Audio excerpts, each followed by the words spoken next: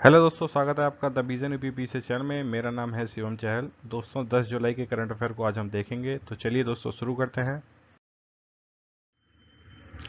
दोस्तों पहला क्वेश्चन है, 22वीं विश्व पेट्रोलियम कांग्रेस किस शहर में आयोजित होगी। तो दोस्तों ये शहर है इस्तांबुल, टर्की का ये शहर है। यहाँ इंग्लिश में जो क्वेश्चन बनाया है मैंने, उसमें यहाँ लिखा हुआ है इस्तांबुल टर्की। ठीक है, तो 22 वर्ल्ड पेट्रोलियम कांग्रेस कहाँ होगी, तो वो टर्की में होगी, यानी कि इस्तांबुल में होगी। तो टर्की भी आ सकता है, इस्तांबुल भी आ सकता है। दोस्तों अगला क्वेश्चन है, किस शहर में पहले गरीब नवाज कौशल विकास केंद्र का उद्घाटन किया गया है। तो दोस्तों ये शहर है हैदराबाद। हैदराबाद में इसकी शुरुआत की गई है।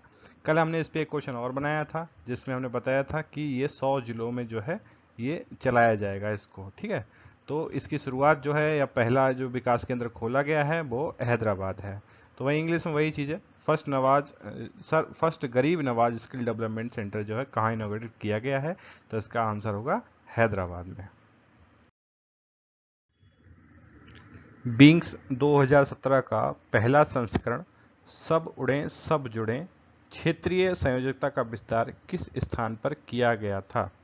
तो दोस्तों इसका आंसर है ए, न्यू दिल्ली में ये प्रोग्राम हुआ है। सिविल एविएशन मिनिस्ट्री ने इसको चलाया है, यानी कि नागरिक उड्डयन मंत्रालय, और जिसके इस टाइम जो मिनिस्टर हैं पी अशोक गजपति राजू उनका नाम है। और इंग्लिश में देखें तो फर्स्ट एडिशन ऑफ विंग 2070 सब उड़े सब जुड़े was held in new Delhi. ठीक है, किस राज्य की फॉरेंसिक साइंस लैब ने वीफ डिटेक्शन किट का निर्माण किया है या उसको विकसित किया है। तो दोस्तों इसका आंसर है ए, यानी कि महाराष्ट्र ने इसका निर्माण किया है।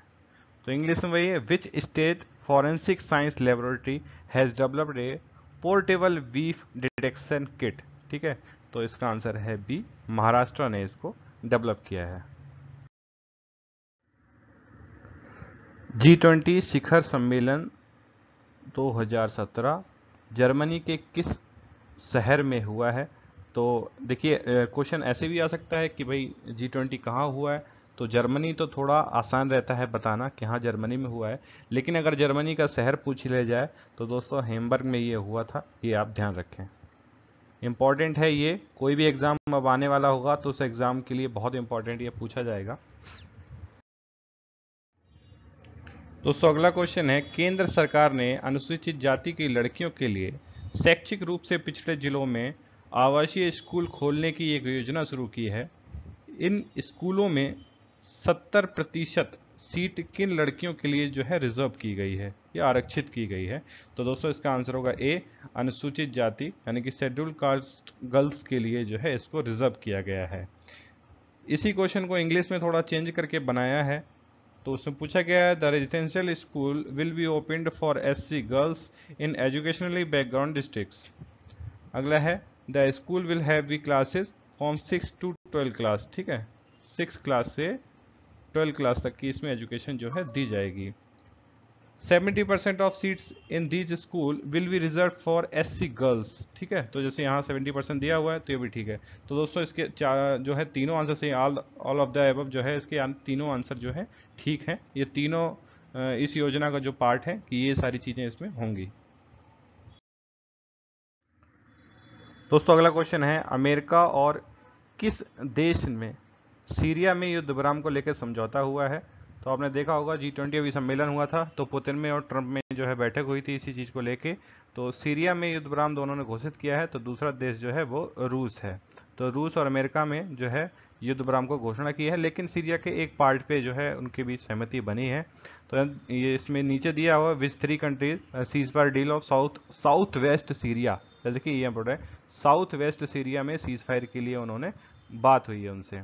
तो इसमें 3 देश हैं बेसिकली, इसमें US, रशिया एंड जॉर्डन। ठीक है, US, रशिया और जॉर्डन, इसमें सीज फायर के बीच में सीज फायर डील इन लोगों ने की है। तो ये 3 देश इसमें आएंगे। ऊपर मैंने बस 2 का कंपेरिजन था, लेकिन याद रखिए तीसरा देश जो है वो जॉर्डन इसमें शामिल है। दोस्तों अगला क्वेश्चन है, विमान 2016 का विमान अपहरण रोधी अधिनियम किस वर्ष के पुराने कानून की जगह लेगा। ठीक है, तो ये तो था 2016 और इसने जगह ली है 1982 के जो एक्ट आया था विमान अपहरण रोधी अधिनियम, उसकी जगह। दोस्तों इसको हमें क्यों परिवर्तित करना पड़ा, इस जो कानून था उसमें बहुत सारी खामियां थी। जैसे एक नॉर्मल सी जैसे हमारे यहाँ हुआ था कांधार में, जो हमारा प्लेन हाईजैक करके कांधार ले जाया गया था, वहाँ पर जो है हमने कुछ जो खतरनाक आतंकवादी थे वो हमको छोड़ने भी पड़े थे। तो इस तरह की समस्या से सरकार ने जो है बचाव के लिए अब इसमें कानून इतने हार्ड कर दिए गए हैं कि अब चाहे किस तरह की भी स्थिति हो जाएगी, लेकिन इस तरह से हम लोग जो हैं समझौते नहीं करेंगे और जितनी हमसे कोशिश हो सकेगी हम इस तरह की सिचुएशन को और किसी तरीके से हैंडल करने की कोशिश करेंगे।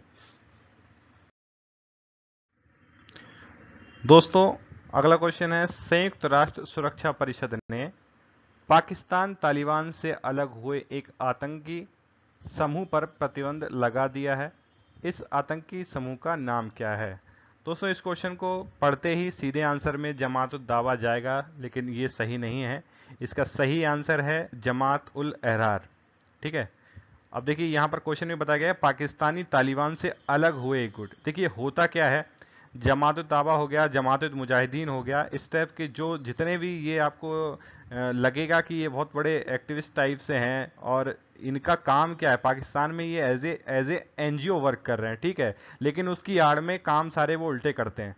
काम AK-47 का वो करते रहते हैं पीछे और सामने दिखाएंगे कि हम समाज के लिए कुछ अच्छा कर रहे हैं। ठीक है, तो ये इसमें होता क्या है, ये अपने टेररिस्ट ग्रुप जो होगा वो अपना नाम चेंज करता रहता है।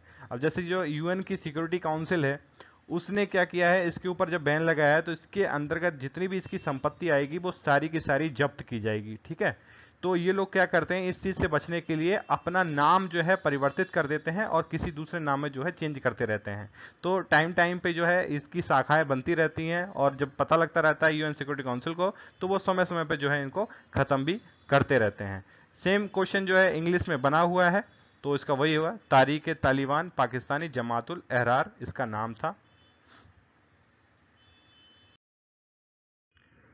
दोस्तों अगला क्वेश्चन है, किस देश ने वर्ष 2040 तक पूरी तरह से पेट्रोल और डीजल वाहनों की बिक्री का बंद करने का निर्णय जो है लिया है। तो दोस्तों इस देश का नाम है फ्रांस। फ्रांस ने 2040 तक पूरी तरह से पेट्रोल और डीजल के जो वाहन हैं उनको बंद करने का निर्णय लिया है। सेम क्वेश्चन इंग्लिश में बना हुआ है, two car maker to ditch petrol and diesel to 2040। ठीक है, तो इसका आंसर होगा फ्रांस, डी इसका आंसर है। दोस्तों अगला क्वेश्चन है, डीप थिंकिंग पुस्तक के लेखक का नाम बताइए। तो दोस्तों इसका आंसर है बी, गैरी कास्पारोव जो है इस पुस्तक के लेखक हैं। गैरी कास्पारोव जो है बहुत बड़े शतरंज के खिलाड़ी थे, उनका बहुत नाम था अपने टाइम में। तो डीप थिंकिंग इनकी पुस्तक है, इंग्लिश में वही है, who has written the book title deep thinking. तो इसका आंसर होगा सी, गैरी कास्पारोव।